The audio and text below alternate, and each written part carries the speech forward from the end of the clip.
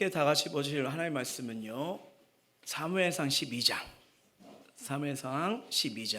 1절에서 5절까지 말씀입니다. 사무엘상 12장 1절에서 5절까지 말씀. 제가 가진 성경책으로는요, 구약 425면에 있습니다.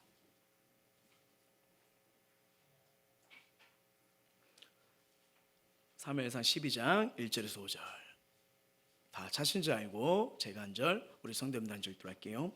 사무엘이 온 이스라엘에게 이르되, 보라, 너희가 내게 한 말을 내가 다 듣고 너희의 왕을 세웠더니 이제 왕이 너희 앞에 출입하느니라. 보라, 나는 늙어 머리가 이어졌고 내 아들들도 너희와 함께 있느니라. 내가 어려서부터 오늘까지 너희 앞에 출입하였거니와 내가 여기 있나니 여호와께 그의 기름 부음을 받은 자 앞에서 내가 대하여 증언하라.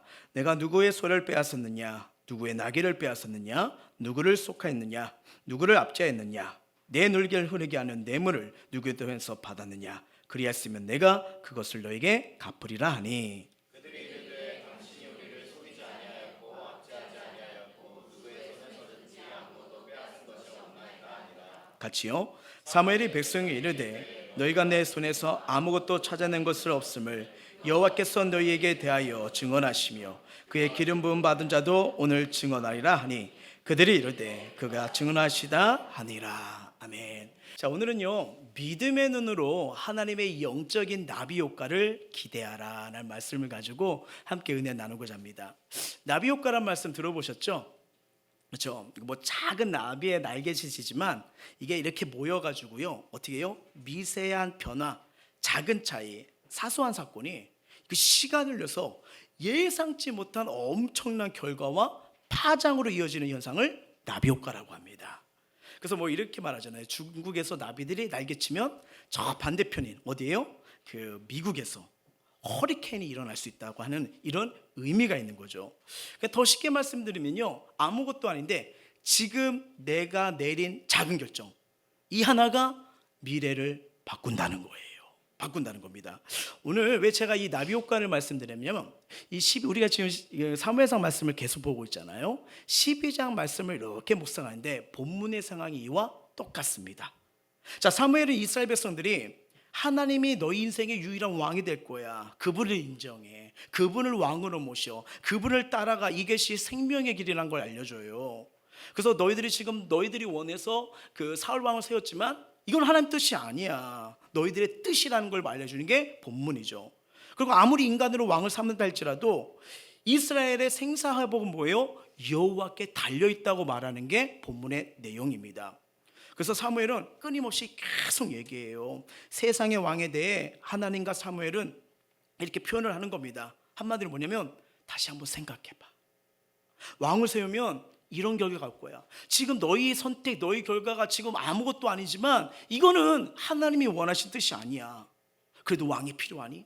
9장부터 계속 이어지는 게 바로 그런 거예요. 몇 차례를 검증하는데, 근데 중요한 건 뭐냐면 백성들의 마음은 우리에게 왕을 주소서, 왕을 세워줬어, 눈에 보이는 왕이 필요합니다. 자, 이 고집이 꺾여요, 안 꺾여요?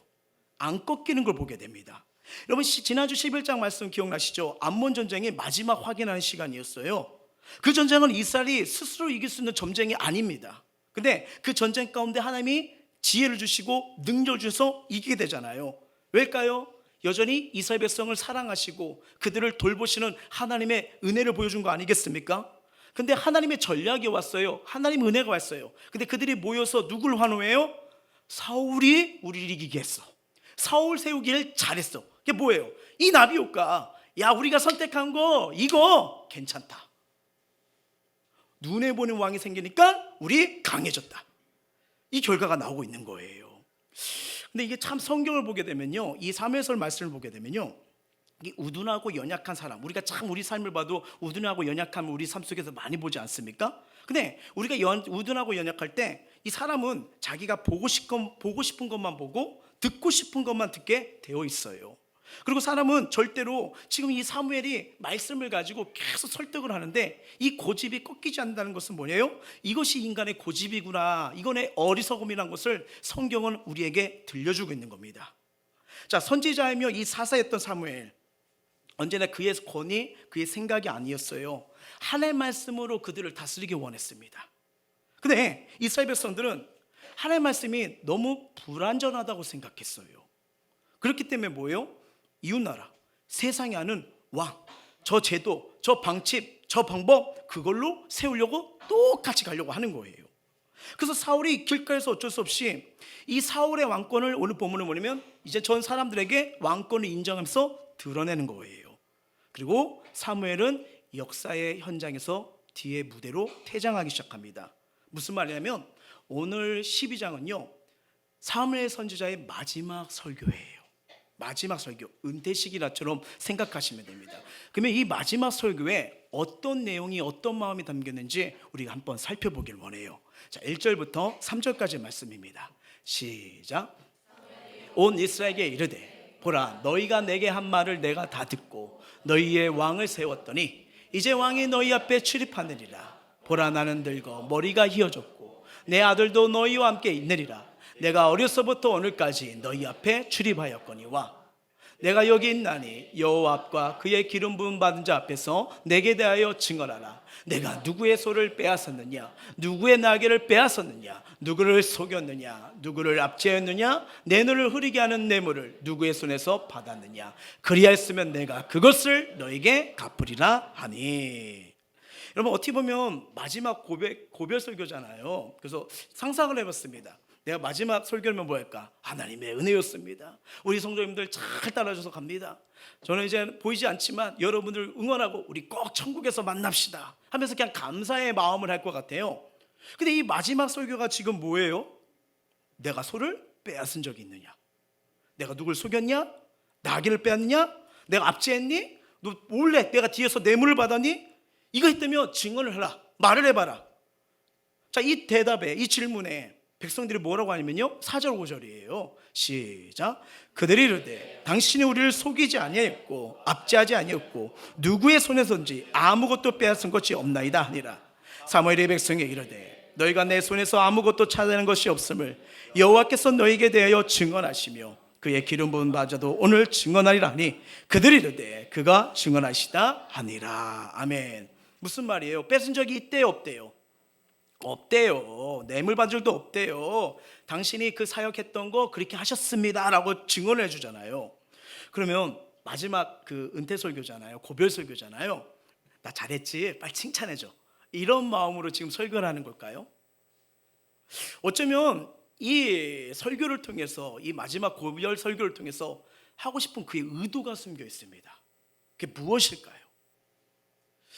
여러분, 우리가 이게 9장부터 쭉 흐름을 딱 보는데 여기에 이게 동일하게 발생하는 그 사울의 하나님의 마음이 담겨진 걸 보게 되잖아요. 자, 이렇게 설교했던 이유, 첫 번째, 크게 두 가지인데 첫 번째 뭐냐면 그럼에도 왜 왕을 구하느냐 이거예요. 사무엘이 누굽니까? 하나님이 세우셨잖아요. 그럼에도 너희가 볼 때 내가 실수한 게 없고 최선을 다한 거 봤잖아. 그런데도 왕이 필요하니? 지금 말하는 거예요. 예. 그러니까 지금 이들이 왕을 구하는 거, 여전히 왕을 세우려고 하는 동기가 좋다는 거예요, 안 좋다는 거예요?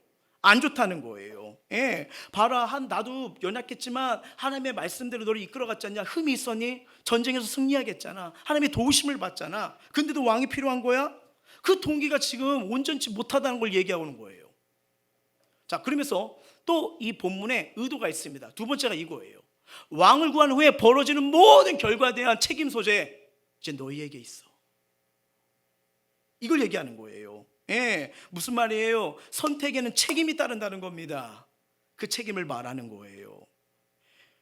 여러분, 오늘 저와 여러분은 설교를 통해서 이 나비 효과를 계속 고민하게 될 겁니다. 내가 지금 무슨 선택을 하고 어떻게 걸어가느냐, 그것이 장차 내 미래, 내 인생을 어떻게 바꿔갈 거냐. 이제는 뭐예요? 너희의 오늘 선택이, 하나님이 진정한 왕이 아니라 너희가 세운 왕을 통해서 이루어진 그 선택, 이제 너희가 책임져야 돼.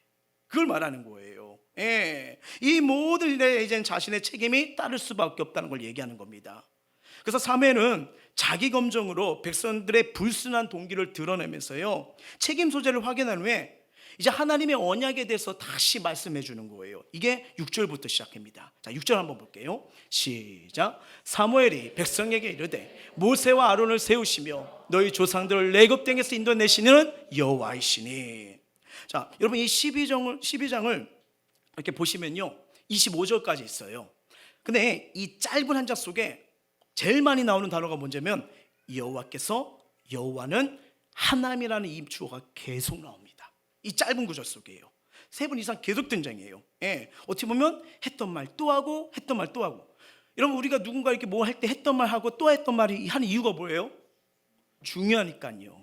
정말 주고 싶고 이거는 딴 거 몰라도 이건 잊지마 하면 계속 했던 말 또 하고 또 했던 거 아니겠습니까? 바로 그런 거예요. 그래서 이 짧은 속에 하나님이라는 단어가 여호와라는 단어가 계속 나와요. 하나님이 여러분이 그것은 하나님이 하시는 겁니다. 이런 식이에요. 그러면서 여호와가 계속 반복되는 걸 보게 됩니다. 그럼 뭘 강조하고 싶은 걸까요? 마지막 설교, 공동체에게 마지막에 주는 고별 설교인데 그가 하고 싶은 간절한 마음이 담겨지는 거예요. 뭐냐? 왕은 구한 일은 이젠 돌이킬 수 없는 이 공동체를 향해 통치는 하나님이 하시는 거예요. 너희 인생을 이끌으시는 분은 하나님이 한 거예요. 이걸 다시 한번 각인시켜 주는 거예요. 먹고 살고 여러 가지 있지만 그 먹고 사는 가운데도 하나님이 도와주셔야 돼. 가정도 하나님이 도와주셔야 돼. 인생의 모든 내가 하는 일터도 하나님이 도와주셔야 돼. 하나님이 하는 거야. 눈에 보는 어떤 그게 아니야. 하나님이 다스려 주시고 도와주셔야 돼. 이걸 계속하면서요 절박한 심정으로요 피가 많은 심정으로 간절히 설교하는 겁니다. 간절히 설교하는 거예요. 그래서 먼저 그 사람을 위해서 이것이 하나님이 하신다는 거에서 누구를 먼저 말하냐면 모세를 먼저 얘기를 하는 거예요. 구속의 사건이에요. 여러분 하나님의 인도하심, 하나님의 도우심, 하나님의 응답에는요 뭐가 있었냐? 저와 여러분을 살리는 구원의 은혜가 있음을 믿으시기 바랍니다. 예, 하나님의 뜻에는 구원의 은혜가 있는 거예요. 그걸 통해 가지고 우리가 구약을 보게 되면 그것을 제일 많이 다 중요하지만 깨닫는 온몸으로 체험하고 깨닫는 사람이 누구냐면 요셉입니다. 한번 생각해 보세요. 종으로 팔려나가요. 노예로 끌려가요. 감옥으로 끌려가요. 왜 내 인생이 이렇게 자꾸 어두워지는 거지? 캄캄해지는 거지? 풀리지 않는 거지? 계속 이렇게 외로움과 고통 속에 내가 왜 살아가는 거지? 7년 기근이 오고요 7년 풍년이 왔어요. 잘 몰라요. 하나님의 뜻이 뭘까? 하나님이 인도하시는 은혜가 뭘까? 근데 세월이 지나서 애굽의 총리가 됩니다. 어느 날 자신을 팔아넘겼던 그 아픔과 상처를 줬던 형제들이 찾아옵니다. 그리고 그 앞에서 엎드리고 절해요. 양식을 구해요. 그때 요셉이 하나님이 나에게 주시던 꿈이 떠올리기 시작합니다. 이 가정을 살리기 위해, 이 민족을 살리기 위해, 열방을 구원하기 위해 하나님이 나를 구원하기에 앞서 이곳을 보내셨구나. 볼까요? 창세기 45장 7절입니다. 시작. 하나님이 큰 구원으로 당신들의 생명을 보존하고 당신들의 우선을 세상에 두시려고 나를 당신들보다 먼저 보내셨나니. 아멘. 자, 이 말씀에도 주어가 누가 나오죠? 하나님이 나옵니다. 하나님이 구원을 위해서 나를 이렇게 이끌어 가셨군요. 그리고 그 구원이 나뿐만 아니라 우리 사랑하는 가정을 살리기 위해서, 나라를 살리기 위해서, 열방을 살리기 위해서 이런 커다란 구원의 은혜 속에 나를 인도해 주셨군요. 그 말씀을 해주는 거예요. 그걸 고백하게 되는 거예요. 여러분 어떻게 보면 이 요셉처럼 우리가 살아가는 현장에서 상식적으로 이해가 안 되고 아무리 봐도 문제가 해결되지 않는 것 같고 점점 구덩이 밑 속으로 빨려 들어갔고 생각지 못하는 노예로 팔려가는 어둠에 이렇게 어려움에 인생에 쓰다던 고난이 또 위기가 시험이 누구에나 다 오게 됩니다. 근데 이런 과정을 통해서 이 말씀을 보니까 우리가 이 하나님 믿는 사람들, 하나님의 자녀들은요 위기가 왔을 때, 고난이 왔을 때, 어려움이 왔을 때, 시험과 유혹이 있을 때 기억해야 될 은혜가 있습니다. 그 중에 야고보서예요. 야고보서 한번 말씀 볼까요? 2절 3절 12절 시작. 내 형제들아 너희가 여러 가지 시험을 당하거든 온전히 기쁘게 여기라. 이는 너희 믿음의 시련이 인내를 만들어낸 줄 너희가 알미라. 시험을 참는 자는 복이 있나니 이는 시련을 견디어낸 자가 주께서 자기를 사랑하는 자들에게 약속하신 생명의 멸관을 얻을 것이기 때문이라. 아멘. 여기 먼저 2절 보시면요 시험을 여기서 달하는 거, 여기서까지 시험을 하거든 무엇을 말하면 시험을 당하는 태도를 말합니다. 근데 어떻게 대하래요? 기쁘게 해요. 기쁘게 해요. 예. 쉽게 말하면요 시험을 만나면 피하지 말라는 겁니다. 예. 그래서 어차피 시험은 누구나 다 오게 돼요. 오게 되면 어떻게 해요? 기쁘게 직면하라 이거예요. 직면하라. 여러분 이걸 어떻게 누가 우리의 모델이 되어주시냐면 예수 그리스도가 그렇게 하셨어요. 십자가를 눈앞에 뒀으면 그분의 기도가 뭡니까? 할 수만 있다면 이 잔을 내게 옮겨주옵소서. 그러나 내 뜻대로 마옵시고 아버지 뜻대로 하옵소서 이렇게 기도하지 않습니까? 예, 주님도 이 십자가 고통이 이 시련이 너무 힘들지만 피하고 싶었지만 하나님 뜻으로 순종하기 때문에 어떻게 해요? 그 시험, 그 문제를 어떻게 해요? 이길 수 있는, 질 수 있는 능력을 달라고 기도하신 거예요. 기도하신 거예요. 주님도 그 십자가의 고난을 피하지 않으시고요, 그 잔을 받으셨습니다. 근데 여러분 그 결과가 무엇입니까? 시험을 이기니까 기쁘게 감당하니까 뭐예요? 십자가 죽음 뒤에 찬란한 부활이 왔습니다. 찬란한 부활이에요. 온 세상에 하나님의 구원과 사랑과 큰 영광이 나타나는 겁니다. 그리고 3절 보시면요, 마지막에 뭐예요? 인내를 만들어낸 줄 너희가 뭐예요? 알미라. 알미라 합니다. 뭐냐면 우리의 믿음의 시련은 반드시 뭐예요? 믿음의 사람으로, 인내 사람으로 가져온다는 거예요. 예, 고난 여정 힘듭니다. 그렇죠? 광야의 생활 힘듭니다. 하지만 믿음으로 견디는 자, 걸어간 자는요, 이게 여러분 이 과정을 통해서 하나님은 사람을 믿음을 키워가십니다. 세워가십니다. 절대로 여러분 가만히 있어서 우리가 믿음이 자라고 가만히 뭐가 잘 되고 가만히 이게 아니잖아요. 사람들도 세상 사람들마다 노력 있지 않습니까?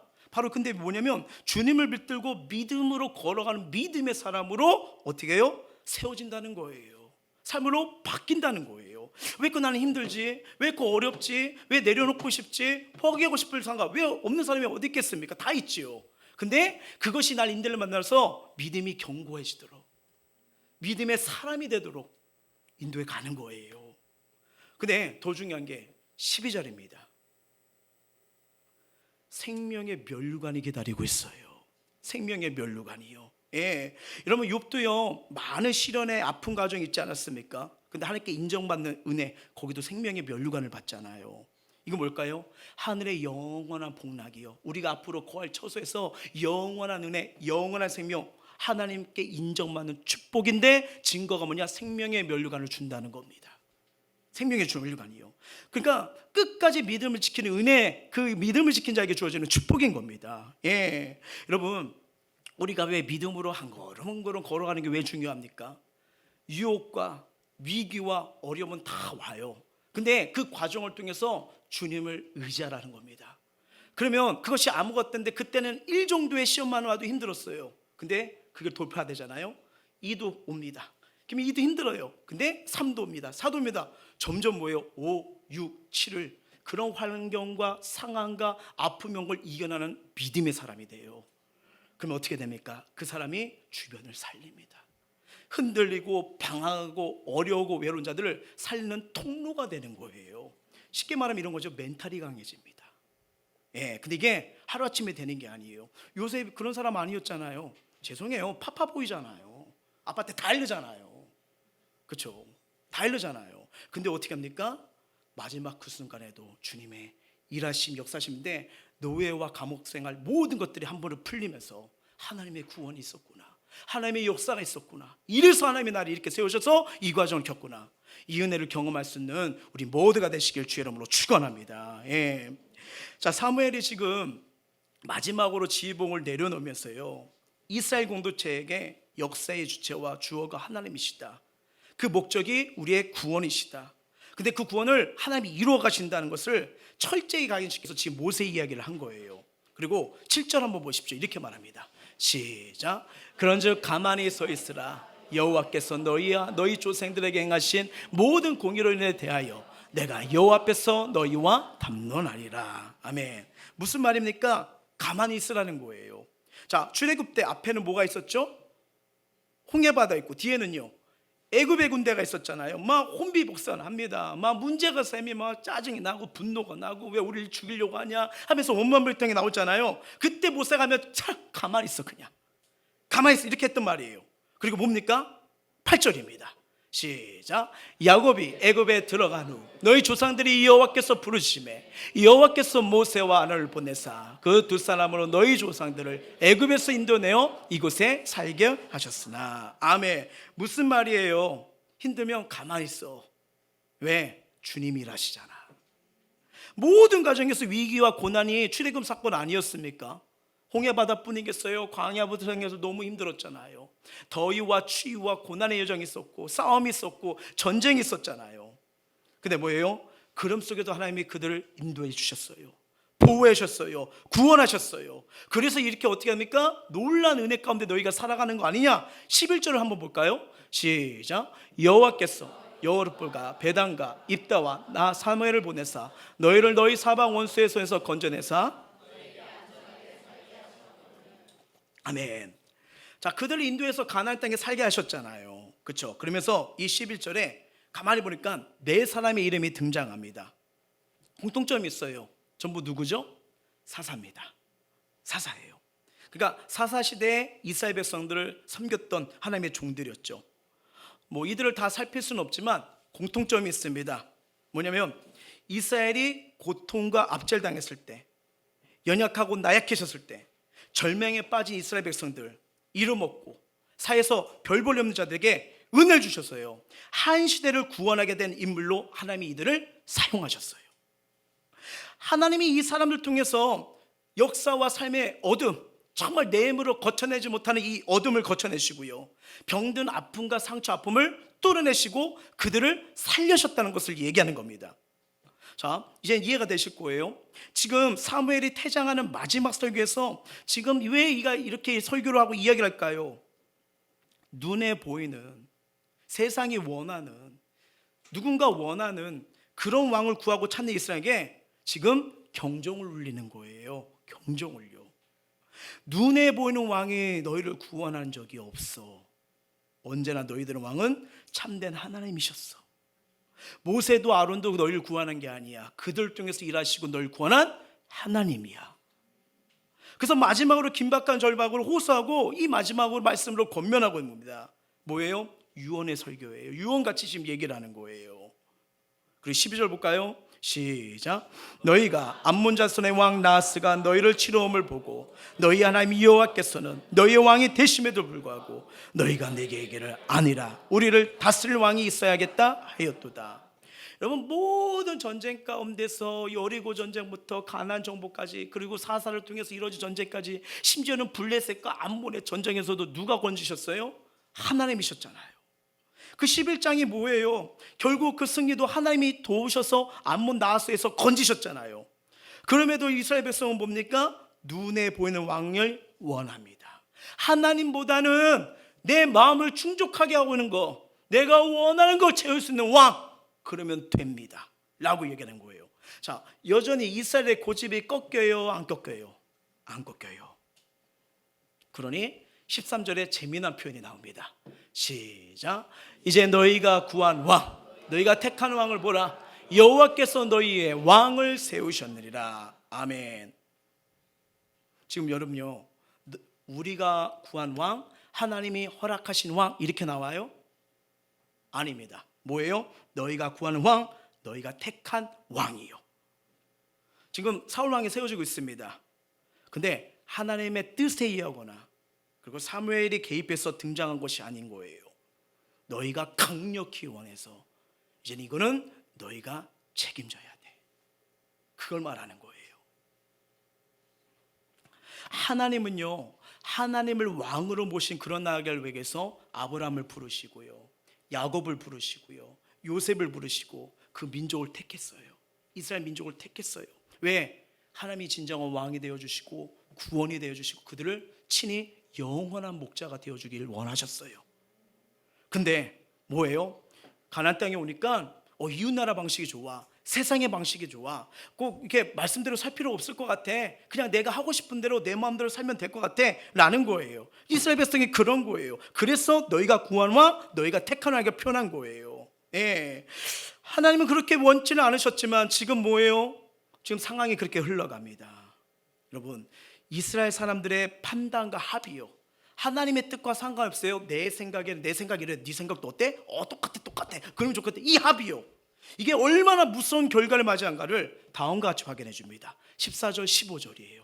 시작. 너희가 만일 여호와를 경외하여 그를 섬기며 그 그의 목소리를 듣고 여호와의 명령을 거역하지 아니하며 또 너희와 너희를 다스리는 왕이 너희 하나님 여호와를 따르면 좋겠지만은 너희가 만일 여호와의 목소리를 듣지 아니하고 여호와의 명령을 거역하면 여호와의 손이 너희 조상들을 치신 것 같이 너희를 치실 것이라. 아멘.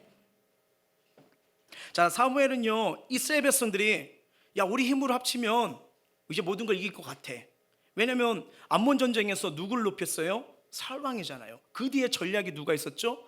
하나님의 계획이 있었고 전략이 있었고 은혜가 있었잖아요. 눈에 보이는 왕한테 집중하기 시작합니다. 사무엘 걱정하는 거예요. 다시 말해 하나님을 제쳐놓고 하나님의 뜻을 무시하고 이 사람 생각이 나랑 똑같네, 저 사람 생각이 나랑 똑같네 하면요 이제는 왕과 백성이기 때문에 아무도 이제 그 일을 막을 수가 없어요. 여러분 알다시피 열왕기 상하 이거 보게 되면요 하나님을 잘 섬기는 왕들이 많이 나와요, 아니면 계속 죄를 범하는 왕들이 많이 나와요. 그리고 어떻게 되죠? 나라가 사라지잖아요. 패망해야잖아요. 여러분 신앙생활이요 내가 이렇게 하면 돼 저렇게 하면 돼 그럴 수 있어요. 근데 그게 성경에 나온 방법이에요? 이웃집 사람 얘기예요? 죄송합니다 나일론 신자의 얘기예요? 아니면 내 기준이에요? 여러분 구원과 은혜는요 스스로 아무리 묘안을 짜내고 계획을 선대해도 죄송합니다 이루어지지 않습니다. 아무리 생각이 이렇게 하면 된다 저렇게 하면 된다 몸에 된다 아니요. 제가 신앙생활 하면서는요 영혼들 섬기면서는요 제 뜻대로 내 마음대로 되지가 않아요. 그러면 안 된다 정답 알려줄게요. 바로 엎드리세요. 엎드리지 않으면요 나도 모르게 뭐예요? 망하는 길로 갑니다. 이스라엘 백성 다 잃어버리잖아요. 그동안 모았던 집, 재산 아수르 바벨론에 다 뺏기고요 꿈 소명 다 뺏기고요 땅까지 다 빼앗겨 버려요. 하나님의 허락하신 땅까지요. 여러분 지금 왕이 있어요. 왕이 있지만 죄송합니다 왕도 죄인입니다. 사람이에요. 이 왕 하나님이 축복하시고 함께하지 않으면요 허수아비에 불과합니다. 이제 그들이 할 일은 부지런히 하나님의 말씀을 살피고 하나님의 뜻을 따르는 거예요. 모든 순간마다 자신의 생각 감정으로 선택하는 게 아니라 하나님의 뜻을 물어야 됩니다. 여러분 이스라엘 왕이 해야 될 것은요 자기 야망이나 욕심에 따라 백성을 선동해서 나가는 게 아니에요. 만일 왕이 그렇게 한다면 이스라엘 백성들의 마음을 도둑질해서 같이 망하는 길로 인도해서 갈 수밖에 없는 겁니다. 이제 이스라엘 왕이 해야 할 일은요 이제 하나님 뜻에 물어야 됩니다. 하나님 어떻게 하면 될까요? 이 나라 어떻게 이끌어가면 될까요? 하나님 이 백성 어떻게 이끌어가면 될까요? 하나님 뜻을 향하여 백성들을 말씀으로 설득해서 이끌어가는 방법밖에 없어요. 그런데 왕이 하나님 뜻을 무시하기 시작합니다. 세상 욕심으로 백성들을 끌고 가면요 자 백성 중에 그래도 하나님 뜻대로 살고 싶은 사람이 있을까요 없을까요? 있죠. 근데 법이 바뀌었어요. 하나님 뜻을 따르면 안 돼. 그럼 뭐예요? 반역자가 되는 겁니다. 반역자가 되는 거예요. 그래서 여러분 우리가 나라와 지도자를 위해서 기도하는 게 이렇게 중요합니다. 이렇게 중요한 거예요. 이렇게 여러분 차별법 금지법이 통과되지 않도록 기도해 주시길 바랍니다. 이거는 가정과 자녀를 지키면 그렇게 가야 돼요. 죄송하지만 이미 초등학교나 많은 학교에 도서관에 그것이 죄가 아니고 그것이 여러 가지가 있는 거야 하면서 남자가 남자를 사랑하고 여자가 사랑하는 거 괜찮아 이렇게 나옵니다. 근데 여러분 죄의 결과는 분명히 반드시 선택인 책임이 나오거든요. 에이즈 엄청 많습니다. 죄송해요. 중학교 고등학교도 이젠 동성애가 시작됩니다. 재미로 했던 이거 방법들이 어떻게 해요? 그것이 죄인지 몰라고 더 그렇게 쾌락으로 가게 되죠. 아픔이 됩니다. 그렇게 법이 세워지면요 제가 말씀드리잖아요 남자들도 혼란스럽지만 여자분들이 더 조심스럽습니다. 더 위험합니다. 나 오늘 여자야 이렇게 생긴 사람이요 나 여자야 왜요? 왜요? 저 옛날에 사역할 때 어쩔 수 없이 여자 분장했는데 정말 이뻤어요. 나중에 보여드릴게요. 있어요. 금발로 변장했거든요. 성도들이 나만 쳐다봤어요. 뭐죠? 왜 이 웃음? 근데 여러분 그게 되게 되면요 그렇게 하잖아요. 이런 사람들이 그냥 여탕 들어가요. 그리고 여자식 들어가요. 나 여자야. 법이 바뀌었으니까 뭐라고 못합니다. 그러니까 이것이 오히려 뭐예요? 더 성적인 범죄를 더 부추기는 거예요. 그러니까 하나님 법이 아닌 하나님 뜻 하면요, 나비효과, 지금 선택이, 지금 방향이 아무것도 아니지만 점점 어떻게 돼요? 후폭풍으로 점점 커지는 거예요. 예, 한 거예요. 그래서 지금 이스라엘은요, 왕이 얼마나 하나님을 의지하느냐, 순종하느냐에 따라서 이스라엘 백성, 나라가 달라지는 겁니다. 특히 이 15절 가만히 보십시오. 온전하지 못할 때 치신다고 했지만 때로는 하나님이 의도적으로 치지 않고 그냥 내버려 두시는 경우는 있는데, 이 자체도 사랑의 맵입니다. 왜냐하면 우리 주위에는요, 항상 우리를 공격하고 기다리는 어둠의 일이 상호때가 수두룩하잖아요. 여러분, 우리가 하나님을 멀리하는 것은 뭡니까? 내가 스스로 하나님 방어막, 은혜의 방어막에서 내가 나온 거예요. 짠! 물고기가 세상이 너무 좋아요. 그래서 나 뛰쳐나온 거야. 짠! 모래 먹고 싶고 해변에서 놀고 싶어. 그 물고기 어떻게 돼요? 죽어요. 여러분, 하나님이 울타리에서 나오면, 하나님과 멀어지면요, 보호를 받을 수가 없어요. 이스라엘 백성에게 중요한 건 왕이 있느냐 없느냐, 혹은 안정된 제도가 있느냐, 이게 중요한 게 아니에요. 그의 인생에 그 사람의 생명의 말씀이 있느냐, 생명의 은혜가 있느냐, 여기서 삶이 달라지는 겁니다. 오늘도 우리가 살아가는 세상을 보십시오. 어떻게 보면 내가 있는 현장에 말씀이 그래 길이 되고 생명은 알겠지만, 근데 이 말씀 붙들고 될 것 같지 않는 일들이 너무 많지 않습니까? 세상 사람들 얼마나 먹고 살기 위해 머리를 쓰고 노력을 많이 합니까? 거기에다 그들의 실력은 훨씬 더 뛰어나게 볼 때도 많지 않습니까? 근데 여러분, 세상의 원리를 잘 보십시오. 누굴 위해 사죠? 나입니다. 나의 욕망. 옛날에 N번방 보십시오. 부와 명예가 있으니까 내 쾌락을 위해, 내 만족을 위해 누군가 불법 사진 촬영하고 이러면서 상처와 아픔을 주잖아요. 여러분, 세상의 방식은요, 꼭 내가 행복하면 누군가를 불행하게 만듭니다.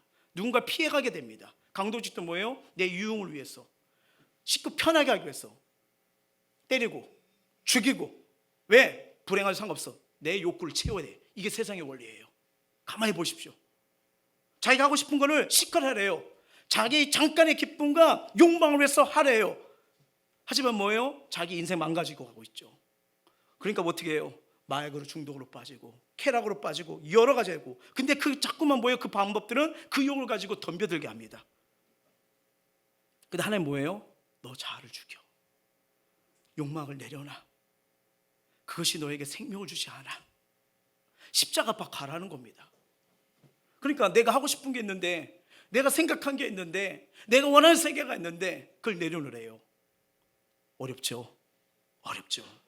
근데 여러분, 왜 그 주님 말씀을 하지 말라는 게 말까 이렇게 생각할 때 있는데, 여러분, 주님은 우리에게 패망을 주려는 게 아니에요. 진짜 자유와 행복을 주기 위해서 우리에게 말씀을 주시는 겁니다.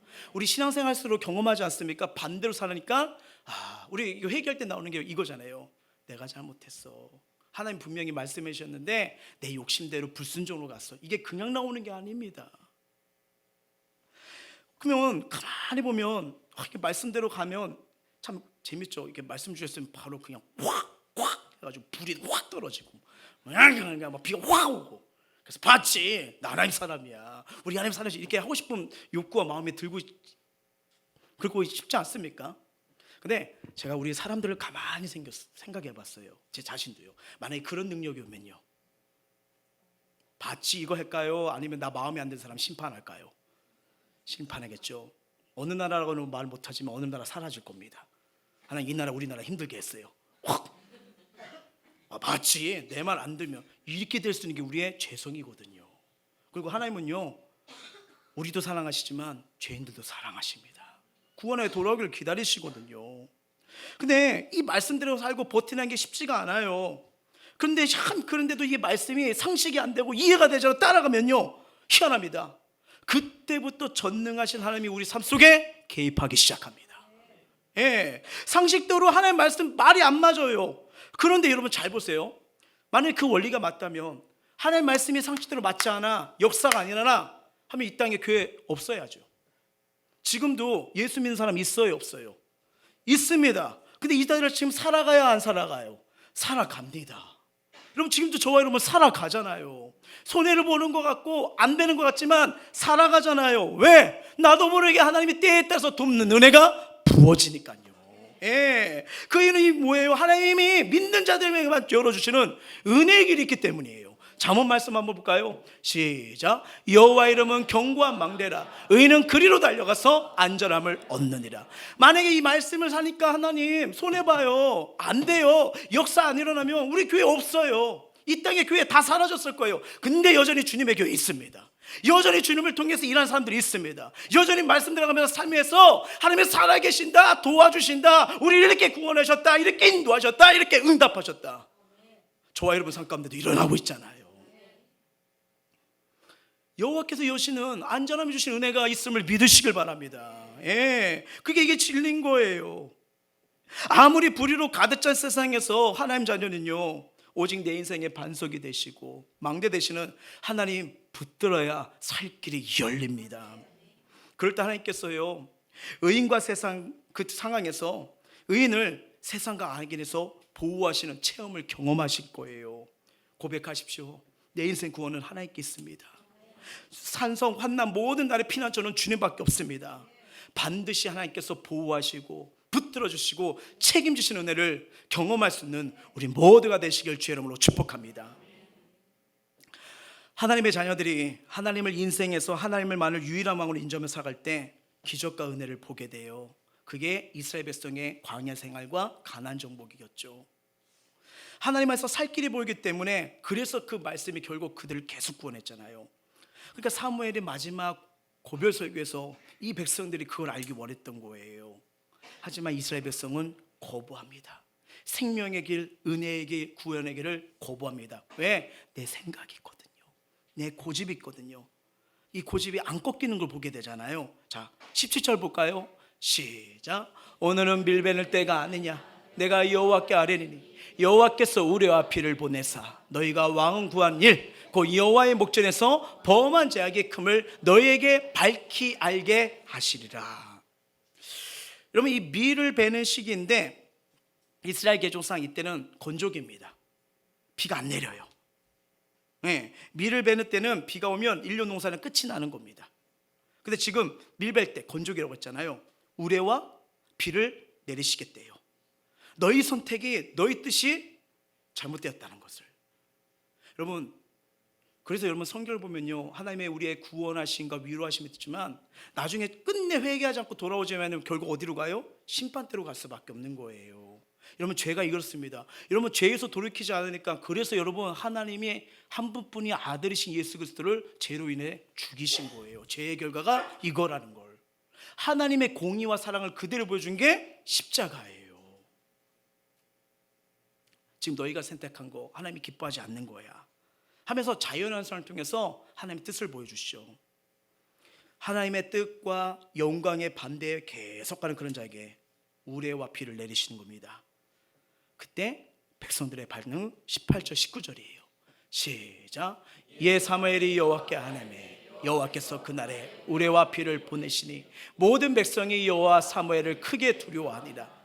모든 백성이 사무엘에게 이르되 당신의 종들을 위하여 당신의 하나님 여호와께 기도하여 우리가 죽지 않게 하소서. 우리가 우리의 모든 죄에 왕을 구하는 악을 더하였나이다. 아멘. 이제야 그들이 인간의 생각으로 합의하고 판단하고 결정했던 선택이 얼마나 무서운 짓이고 얼마나 이것이 잘못된 거니 이때 정신을 차려요. 참 사람 별 수 없습니다. 아무리 얘기해줘도 당해봐야 정신이 확 돌아오더라고요. 그 10대 20대 때 우리가 말하잖아요. 뭐 자녀들한테 책 읽을 때 똑바로 봐야 돼. 고개 숙이면 머리가 아파. 허리에 똑바로 앉아서 책 봐야 돼. 너무 육류 햄버거 좋아하지만 나중에 피 검사할 때 안 통과돼. 누구 얘기하는 것 같은데? 막 이렇게 얘기하죠. 몰라요. 왜? 건강하니까, 혈관도 짱짱하니까. 근데 이제 30, 40, 50 갑니다. 이제 하나하나 옵니다. 고기 많이 먹어서 그래요. 술 담배해서 그래요. 자세가 안 좋아서 그래요. 그때 이제는 막 이게 너무 아프니까 병원 가서 호소하니까 이제 고쳐야지. 근데 여러분, 그때는 뭐예요? 너무 많이 늦었어요. 고쳐지긴 고쳐져요. 근데 시간이 많이 필요해요. 이게 우리의 연약함이더만요. 이게 우리의 부족함이거든요. 당시에는 그냥 물리적으로 그냥 눈에 보이는 왕이 이웃 나라도 쳐도고 있고 조직도 잘 돼 있고 맞는 것 같으니까 저게 더 좋은 거 아니야? 뭐 나쁘니까 내 친구도 그렇게 하네, 저 사람도 저렇게 하네, 그게 맞는 거 아니야? 이렇게 하니까 그렇게 된 거예요. 근데 하나님의 다스림을 거부하고요, 인간, 연약한 인간, 세상이 원하는 그 사람들의 방법을 통해 한 것이 최초의 뭐예요? 이렇게 아픔이 되고 고통이 된다는 걸 뒤늦게 깨달은 거예요. 근데 이제 역사를 돌릴 수가 있어요, 없어요? 못 돌립니다. 뽑아놨어요. 이제 지금 뭐예요? 공포까지 해버렸어요. 이제 자신들의 선택이 나쁜 결정이라도 이제 어쩔 수 없습니다. 따라가야 됩니다. 만약 이런 상황이면 그래, 되게 당연해, 이제 나 해버리겠다. 아우 이제 난 얘기했어요. 우리 막 이런 거잖아요. 중보기도 하는데도 하나님 품에 돌아오지 않아요. 은혜 앞에 돌아오잖아요. 하나님 저 3번 기도했습니다. 7번 기도했습니다. 이제 봤죠? 저 최선 다했어요. 이제 놉니다 이러잖아요. 그리고 이 기도가 나올 때가 있잖아요. 호대가 깨진 다음에 이제 돌아오게 하시면 그때 전하겠습니다. 이 우리의 마음 아니겠습니까? 왜냐면 여러분, 우리도 이렇게 대화를 하거나 주고 싶은 사람이 있으면 말 잘 듣는 사람이랑 대화하고 싶고 주고 싶지, 계속 하면 속상하게 하면 이게 계속 대화하고 뭐 주고 싶습니까? 그게 아니잖아요. 괜히 또 그러다가 더 아픔이 되고 상처이 되고 그럴 수밖에 없지 않습니까? 근데 오늘 본문을 가만히 묵상하면요, 이런 상황, 고집불통이에요, 이스라엘 백성. 그런데도 그들을 향한 하나님의 사랑이 심겨진 것을 보게 돼요. 이걸 보면서 하나님의 자비는 정말 크구나, 그분의 사랑은 너무나 귀하구나. 아담과 하와가 죄를 범했을 때 얼마나 배신감 느꼈겠어요. 자기들이 하나님처럼 되려고 떠먹었을 때. 근데 쫓겨났을 때 보니까 자기들이 나뭇잎으로 이렇게 가리고 있잖아요. 그래서 어떻게 해요? 동물을 잡고 가죽옷을 입혀서 내보내잖아요. 그 하나님의 자비, 사랑 어디서 발견할 수 있냐? 22절이에요. 시작.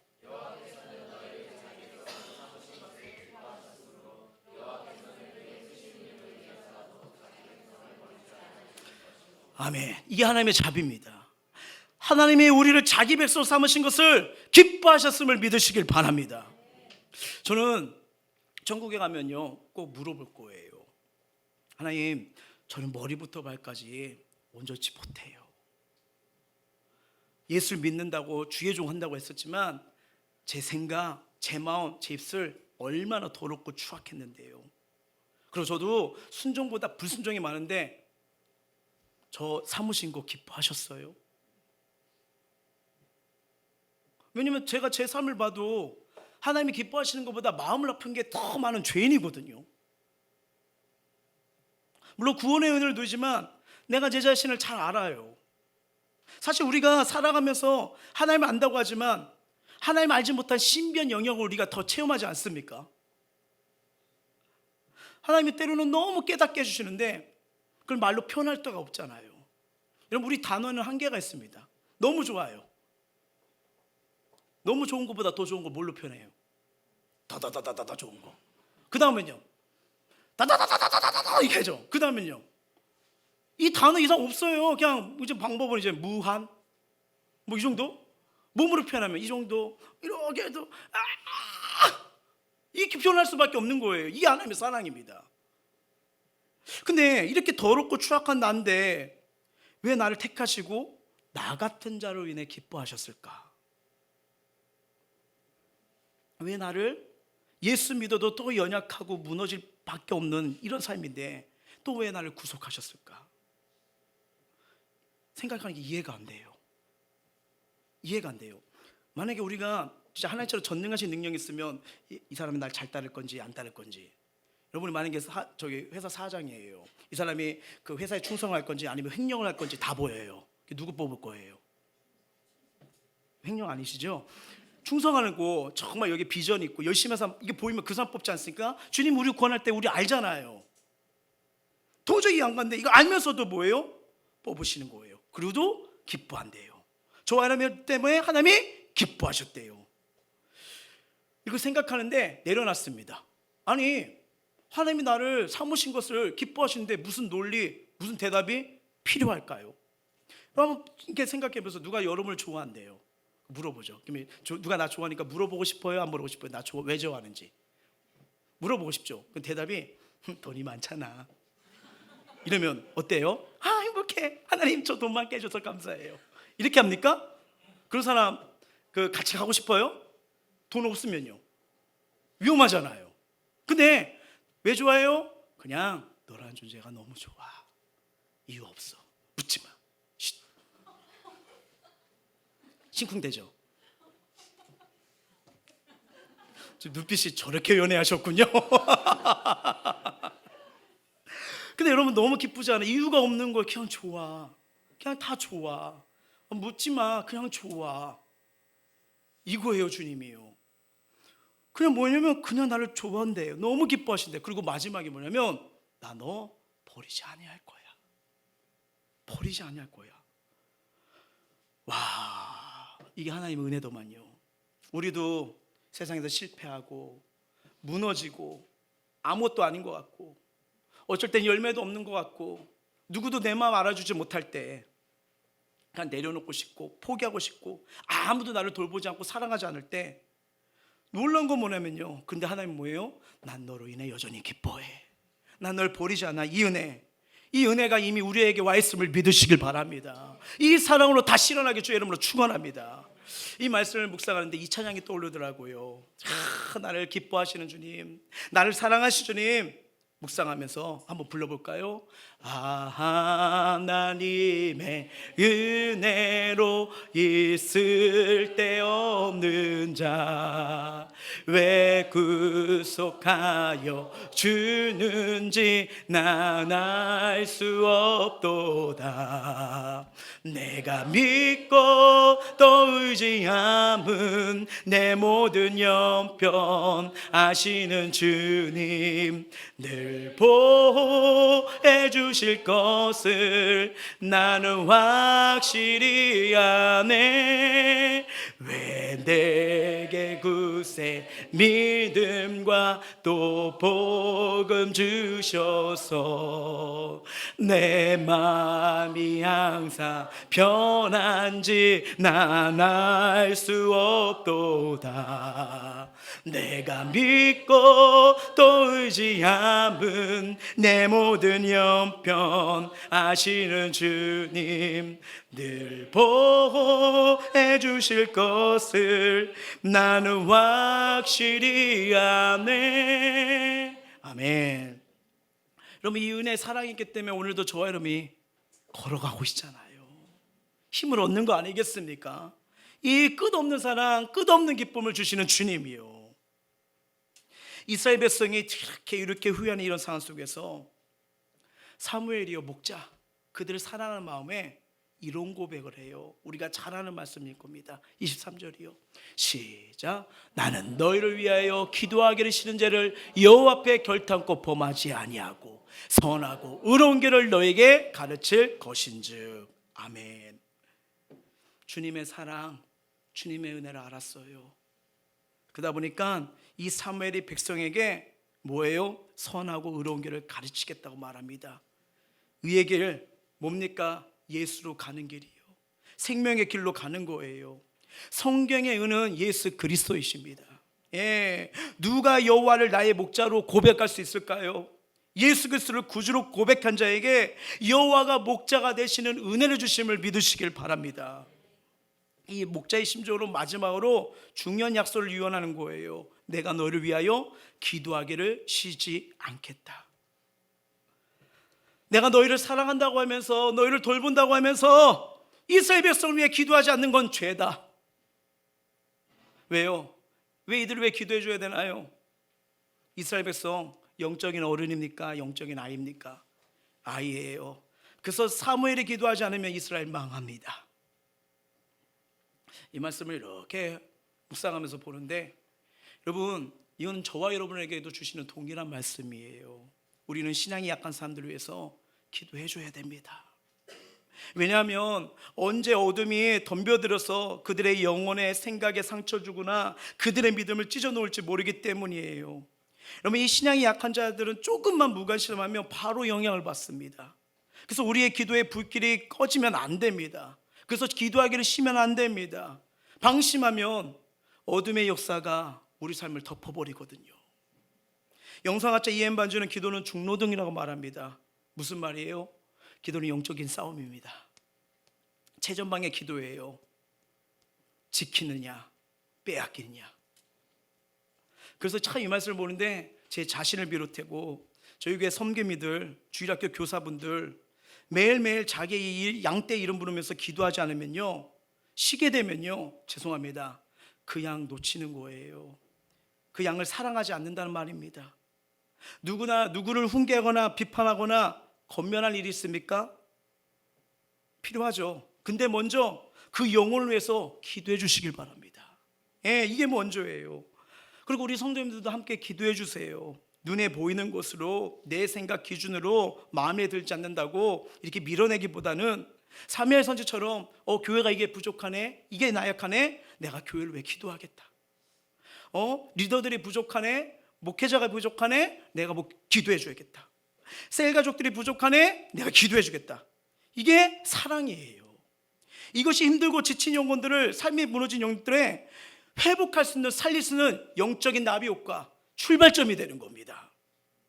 연약하고 부족한 절 보시고 왜 그럴까, 그거밖에 못 되나 하면서 판단하기보다 아이고 얼마나 힘들었을까, 무슨 일이 있었을까, 내가 더 기도해 줘야지, 내가 더 격려해야지. 이게 그리스도의 사랑이요, 이게 주를 닮아가는 신앙이고 성숙된 모습입니다.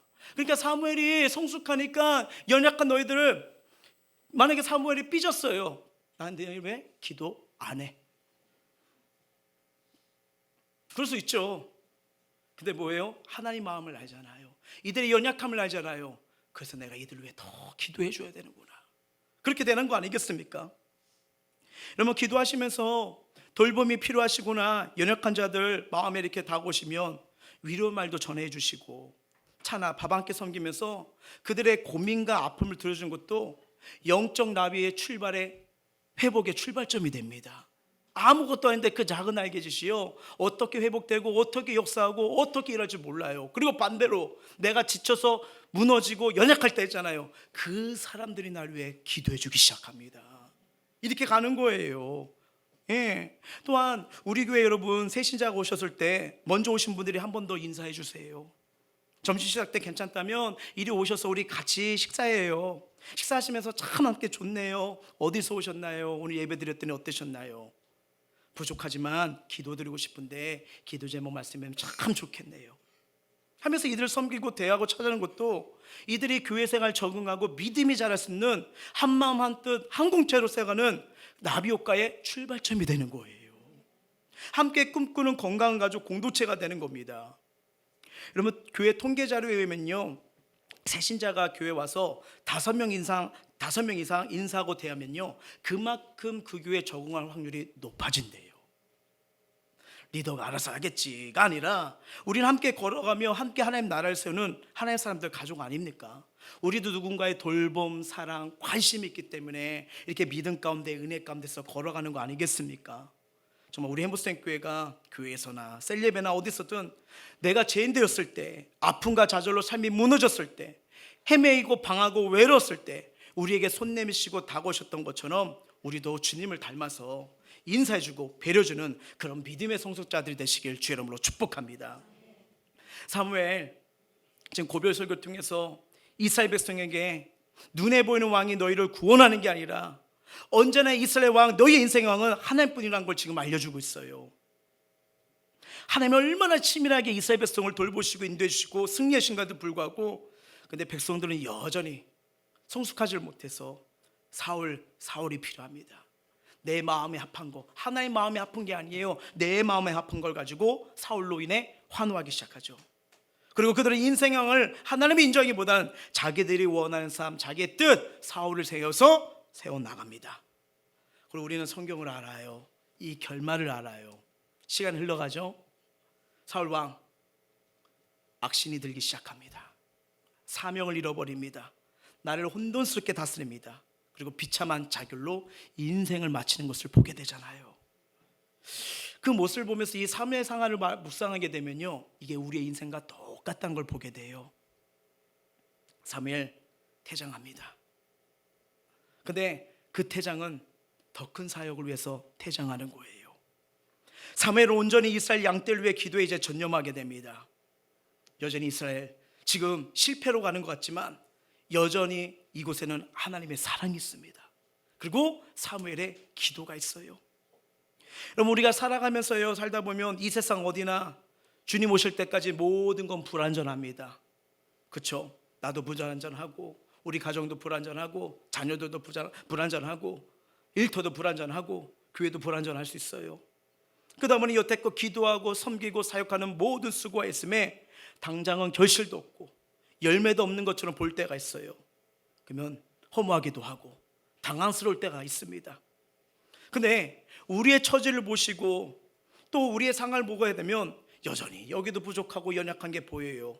어디나 문제는 있을 수 있습니다.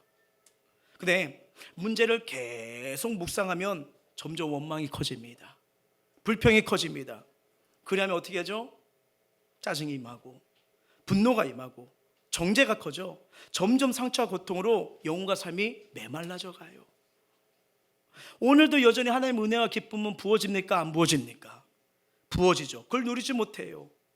이럴 땐 여러분, 우리를 새롭게 하시는 주님을 바라봐야 우리 영혼, 우리 삶이 달라집니다. 원망 속에 불평 속에 문제 자꾸 부여자면요, 그것이 나를 더 힘들게 할 뿐이에요. 시편 말씀 볼까요? 시작. 내 영혼아, 내가 어찌하여 낙심하며 어찌하여 내 속에서 불안해하는가? 너는 하나님께 소망을 두라. 그가 나타나 도우심으로 말미암아 내가 여전히 찬송하리라. 아멘. 여러분, 문제보다 상처보다 아픔보다 크신 하나님의 은혜가 크심을 믿으시길 바랍니다. 나를 소망으로 해버릴 크신 주님 바라보시길 바랍니다. 오늘 제가 말씀 전하면서 무엇을 생각하라고 하셨죠? 나비효과요. 지금 내 모습이, 가정이, 교회가, 나라가 하는 모든 일이 내가 당장 원하는 모양으로 나타나지 않고 전혀 생뚱맞은 모습으로 나타날 수가 있습니다. 그런데 역사의 주관 되신 하나님께요, 우연은 없어요. 그분은 우리의 어떤 수고도 그냥 수포로 돌아가는 것을 원치 않으시는 자비 하나님이십니다. 지금 내 마음에 상처, 깊은 상처가 있으십니까? 얼마나 힘들으셨을까요? 삶이 고단하고 내 뜻대로 되지 않아 마음이 너무 괴롭고 불평과 원망이 쌓이셨나요? 얼마나 괴로우셨을까요? 아무도 내 마음을 알지 못한 한숨만 나옵니까? 정말 많이 답답하셨을 것 같아요. 근데 중요한 게 있습니다. 하나님의 영적인 나비 효과예요. 이런저런 상황 속에서 우리가 계속 상처와 아픔을 묵상할수록 그것이 더 커지잖아요. 부정적인 마음과 원망과 불평을 묵상할수록 내가 더 힘들어집니다. 그래서 이런 모습에서 벗어나시려면요, 하나님의 은혜, 하나님의 구원, 하나님의 구원하심, 함께하심, 응답과 감사를 한번 묵상해 보시길 바랍니다. 그러면요, 내가 여전히 사망의 은친한 골짜기를 다닐지라도 주께서 함께하심을, 그 은혜를 보게 될 줄 믿습니다. 하나님 사람은요, 7번 넘어질 수 있어요. 저 5천만 번 넘어졌습니다. 근데 7번 넘어지면요, 8번째 일어나시면 돼요. 5천만 번 넘어지셨나요? 5천만 번 1번째 일어나시면 돼요. 이게 하나님 사람입니다. 예, 아무리 고난이 큰다 할지라도요, 나의 하나님이 나의 고난보다 크심을 깨닫고 내 인생의 해답이 되신 하나님을 바라보는 거, 여기서부터 나비 효과가 시작되는 겁니다. 이 믿음으로 걸어갈 때, 이 믿음으로 주님을 붙잡을 때, 보이지 않지만 보이지 않는 하나님이 뒤에서 일하기 시작합니다. 그 얘기가 뭐냐면요, 엘리야예요. 엘리야 시대 때 3년 6개월 동안 비가 내려요, 안 내려요? 안 내려요. 기근과 고통으로 나라가 전체가 절망적인 상태고, 그때 왕이 아합왕인데 최고의 하나님의 앞에서 죄를 범하는 왕 압니까? 어디서나 소망이 안 봐요. 인간적으로, 영적으로, 삶으로 모든 것이 소망이 보이지 않아요. 그때 엘리야가 한 건 뭐예요? 하나님 바라보면서 기도합니다. 그냥 무릎 사이에 막 고개를 들면서 기도한 것밖에 없어요. 근데 7번 기도했을 때 손바닥만한 구름비가 보이기 시작합니다. 나비 효과예요. 엘리야는 절망과 고통을 묵상하지 않고요, 하나님을 믿고 기도합니다. 이것이 하나님의 영적인 나비 효과예요. 여러분, 이곳에서 정말 우리의 작은 선택이, 작은 결정이 미래를 바꿔놓습니다. 저는 우리 성도님들이 절망과 아픔과 문제와 정말 연약함을 묵상하기보단 이것보다 크신 하나님을 바라보시고 붙드시길 주의 이름으로 축원합니다. 어떤 역사가 일어날지 모르는 거예요. 말씀을 맺도록 할게요. 내 삶의 작은 선택이 시간이 흘러 큰 은혜와 하나님의 역사신가 도우심을 경험하기 위해 저는 이 말씀을 붙드시고 한번 순종해 보셨으면 좋겠어요. 이거요. 한번 볼까요? 시작. 항상 기뻐하라. 쉬지 말고 기도하라. 범사에 감사하라. 이것이 그리스도 예수 안에서 너희를 향하신 하나님의 뜻이니라. 아멘. 다시 주님이 주신 말씀 붙들고 삶의 현장에서 나는 하나님의 사람이다. 주님이 나로 인해 기뻐하시고 날 버리시지 않는다. 하나님, 이거 믿어주시면 하나님의 사람이에요. 그래서 절망적인 상황에서 나는 기쁨을 주시는 하나님을 바라보는 날개짓을 하겠다. 예, 나 힘들어, 어렵다. 근데 힘들수록 주님 앞에 기도하겠다. 주님께 맡기겠다. 날개짓이에요. 점점 환경이 어렵고 부정적인 모습일지라도 나 이런 그 현장에서 더 감사하겠다. 하나님 뜻이 있죠. 하나님의 선하심, 인도하심 있죠. 저 믿고 감사하겠다. 이거 날개짓입니다. 중요한 거, 작은 날개짓이지만, 작은 모습이지만 이 믿음으로 날개할 때 반드시 하나님의 은혜 허리케인 바람이 불어올 줄 믿습니다. 이 믿음으로 다시 승리하시길 주의 이름으로 축복합니다. 찬양하겠습니다.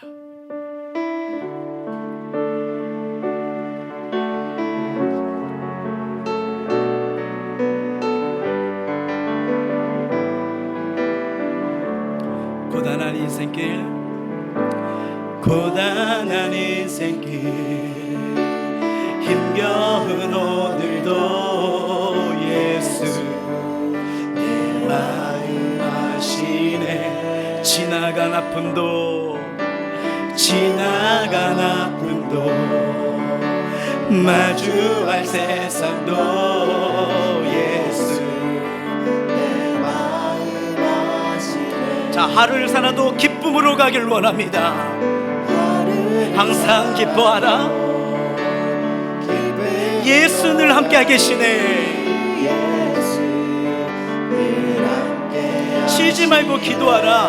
후회도 염려도 맡기는 거예요. 후회도 염려도 온전히 주님이 함께 계시잖아요. 함께 하심에 감사하는 거예요. 믿음의 눈을 들어 주를 보니 믿음의 날개 주십니다. 주를 보리 이 또한 지나가리라. 주어진 내 삶의 시간 속에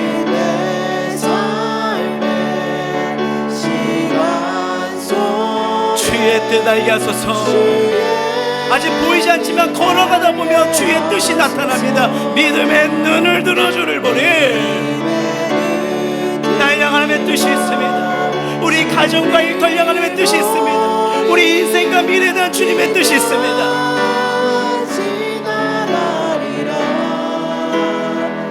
주어진 내 삶의 시간 속 주의 뜻 알게 하소서. 자, 한 번 더 고백합니다. 주어진 내 삶의 시간 속에, 주어진 내 삶의 시간 속에 주의 뜻 알게 하소서. 오늘 말씀을 가슴에 새기면서 우리 기도하길 원하는데요, 하나님이 얼마나 치밀하게 있어야 백성을 이끌어 가셨어요. 승리를 주셨어요. 그런데 응답받고 도움받았지만 그들은 하나님보다 내가 원하는 사람, 내가 하고 싶은 사람, 내 마음을 알아준 사람 사울로 인해 환호합니다. 사무엘과 하나님은 계속 말해요. 너희가 세우는 거 분명히 나중에 더 큰 어려움이 올 거야. 지금은 아무것도 아닌 선택이지만 이것이 결국 너에게 후회가 올 거야. 결국 시간일로 이스라엘 백성은 사울 왕이 미쳐가는 것을 보게 됩니다. 이것이 우리의 인생인 것 같아요. 그럼에도 하나님은 이 어리석은 이들을 포기하지 않으시고 연약하고 취하기도 한데 그들로 인해 기뻐하신대요. 그들을 버리시지 않는데요. 끝까지 자비를 베푸시는 하나님의 사랑이 있기 때문에 사무엘 선지자 이스라엘 백성을 위해 기도하기를 쉬지 않습니다. 결국 위기도 있었지만 하나님의 사랑과 기도가 있었기에 사울 왕 이후 하나님 마음에 합한 자인 다윗을 세워 더 큰 은혜, 블레셋을 이기는 역전의 은혜, 점점 강성해지는 축복을 받게 됩니다. 지금 내 모습이, 우리의 가정이, 우리 교회와 이 나라가 하는 모든 일에 내가 당장 원할 모양으로 나타나지 않고 전혀 생각지 못한 모습으로 나타날 수 있어요. 그러나 그 모습에, 그 상황에 절망하고 포기하고 그걸로 인해서 내려놓지 않길 바랍니다. 왜냐면요, 하나님은 우리의 어떤 수고도 그냥 숲으로 돌아가는 걸 원치 않는 분이시거든요. 우리 삶 가운데 주님도 모를 수 있어요. 그래도 나 주님 때문에 기뻐하리라. 모든 염려와 근심 주님께 기도하며 나아가리라. 절망적이고 부정적인 상했지만 감사로 이겨내리라. 이걸 믿으시면서 주님, 기쁨을 주시는 하나님 바라보며 날개짓 하겠습니다. 힘들수록 힘을 주신 주님께 기도하며 날개짓 하겠습니다. 점점 환경이 어렵고 부정적인 모습이라도 나 범사의 날개짓을 하겠습니다. 믿음으로 크신 하나님 바라오니 은혜의 허리케인이 우리 심령 가운데 삶 가운데 임하게 도와주시옵소서. 하나님 일하신가 도우심을 믿고 승리케 하여 주시옵소서. 은혜로 믿음으로 나아갑니다. 입술 열어 간절히 기도하도록 하시겠습니다.